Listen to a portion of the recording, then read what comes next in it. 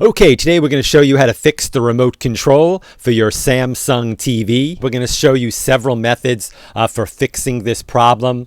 If you stay with us all the way to the end of the video and try each of these methods, there is a very high probability that this problem will be solved for you. Okay, the first thing to try is one of the simplest things you can do, and in most cases, this will fix your problem and you won't need to go on any further.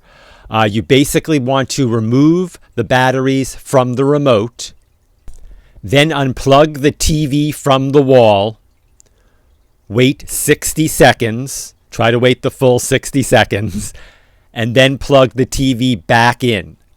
Once the TV comes up to the main screen, just put the batteries back in the remote and try to use the remote and see if it works. If your remote is working, great. If not, let's go on and try the next thing. Next, we will try what they call repairing the remote.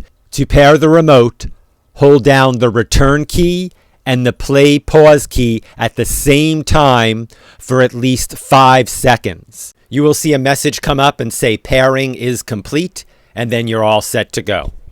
In the unlikely event that this did not fix your remote, you can try replacing both batteries in the remote with fresh ones or order a new replacement remote.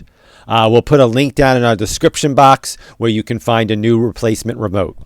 That's our video for today. As always, thank you very much for watching, and please remember to subscribe.